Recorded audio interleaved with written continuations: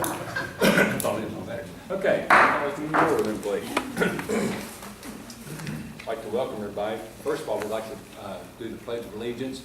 Seeing as it's outside, we'll look to the sunset. We could all do it that way, please. Mrs. Lucas?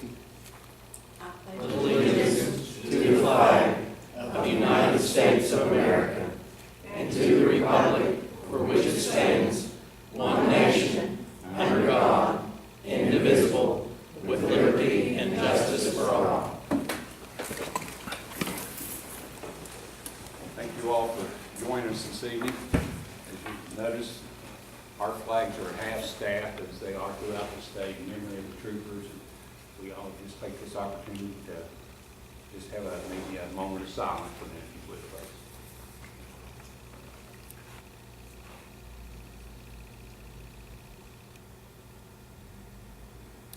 Thank you very much.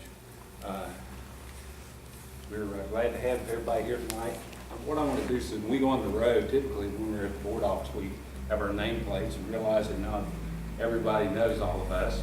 I'd like to introduce, for those of you who don't know, this is Gary McAllister. To my left here is Patricia Lucas, the superintendent of schools, Fred Curry, the vice president of the board, and Larry Wilkerson, member of the board. So our first item will be the approval of the minutes of the August 21st and August 28th meetings. Can I have a motion, please? Second. Mr. McAllister, and second by Mr. Wilkerson. Is that on all yes vote? Yes. Okay, all yes. No abstention. Okay, public comments. We have Bruce Haker regarding the Vietnam Monument at Duval. Bruce, the floor is yours. You like me to work from here or move up someplace? Probably a little bit closer, but whatever you're liking is fine with us. Thanks to John. Ronnie Scott will pass out several exhibits we have. Always good to have a good helper too. Thank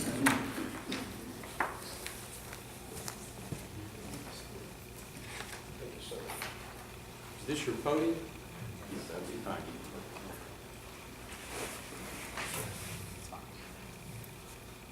We wanted to start by thanking you all for allowing us to come here and be on the agenda this evening. I speak on behalf of the Duval High School class of 1965, and we have with us this evening several members for that class. Would you all please stand up very quickly? Members and supporters, yeah, there you go. Thank you. I do that because clearly we're in the majority here this evening, and just please be advised that we come in peace. I wish you no harm. This is a friendly project that we are working on. We're seeking permission to place a monument on the grounds at the Duval Middle School, which, as you know, was formerly Duval High School, and that's where we attended high school and graduated.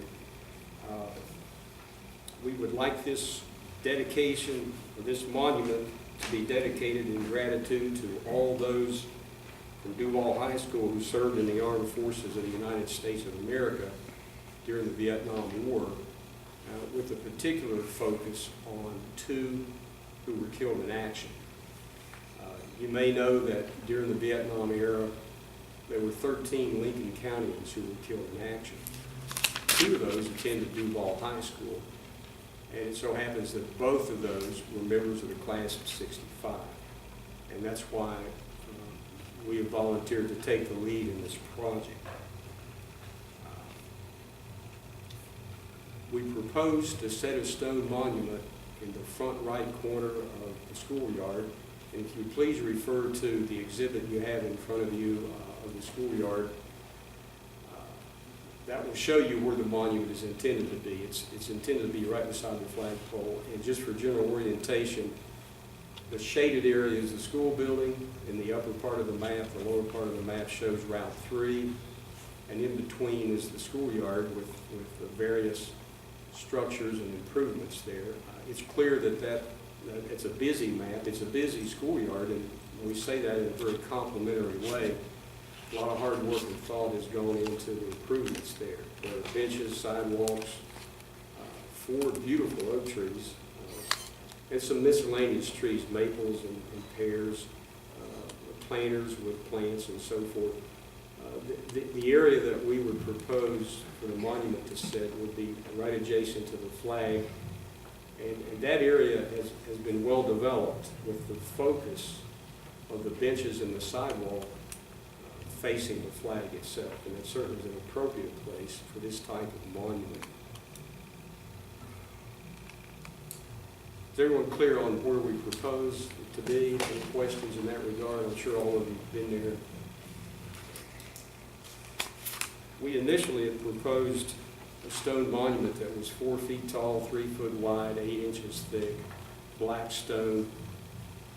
And the thought was to have the faces of the 2 men who were killed in action etched, laser etched onto that stone, and have appropriate wording underneath to reflect their service and other wordings that might be appropriate.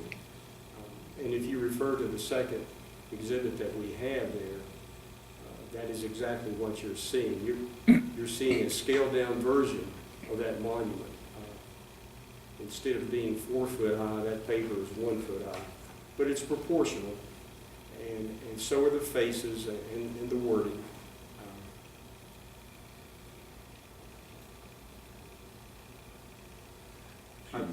You're Yes. saying, would this be a kind of a rendition of what you're thinking of? Yes, yes. And as we reflected on that proposal, I think we begin to see that perhaps it was, as one member said, unimaginative, in the sense that it's square, it's rectangular. It's not square, it's rectangular, but it sits there, perhaps in the eyes of middle grade students, elementary students, perhaps as a tombstone. And that is not our intention. Our intention is to have a monument. So what you're looking at is a work that's in progress, and we will be working on the design in the future.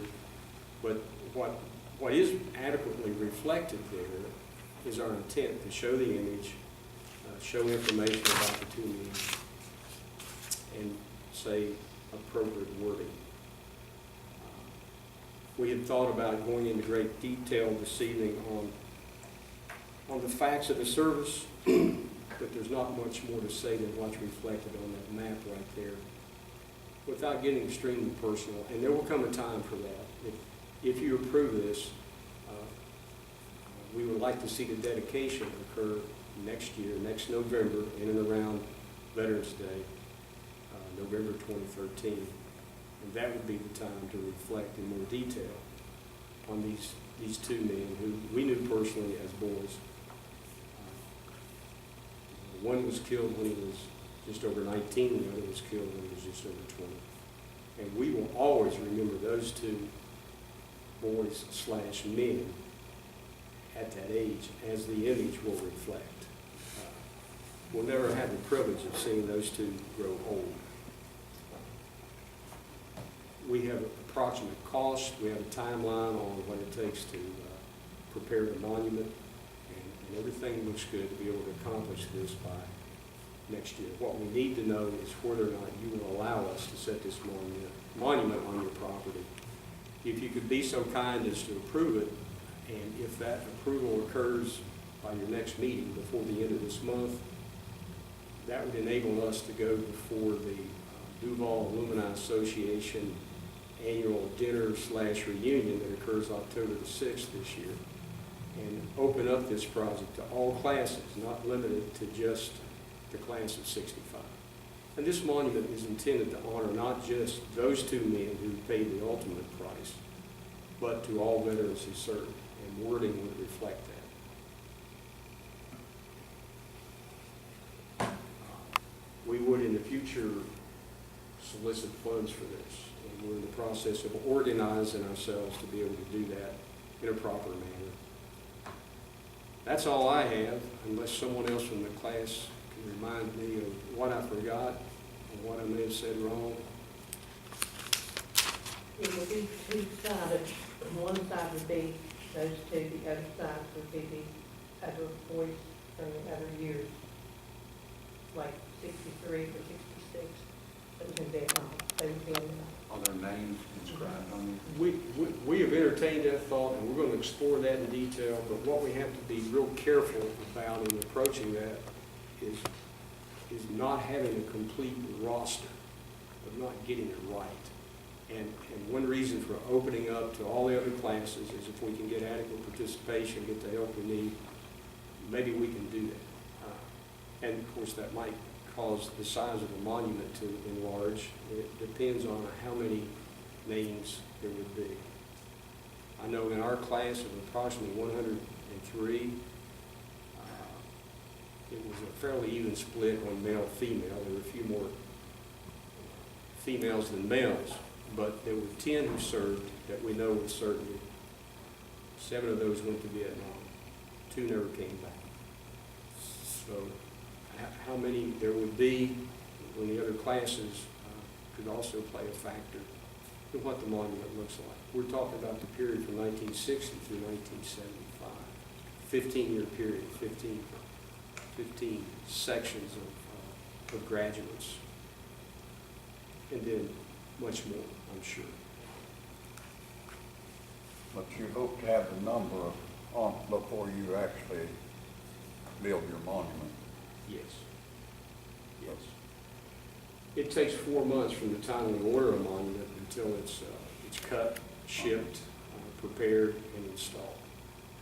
So if we back up from November of next year, we know our drop dead order date on the monument. And so we do have time. But it will require a lot of participation from other people, a lot of organization. We're prepared to do that, since most of us are retired. Sounds like a very worthwhile project to me. As you know, Bruce, I knew all these people, so that's all I need to say. that's what we was afraid of. You remember us all. It's just like these two, like it was just yesterday. It's really sad. I think some of it he wants to talk to you after the meeting.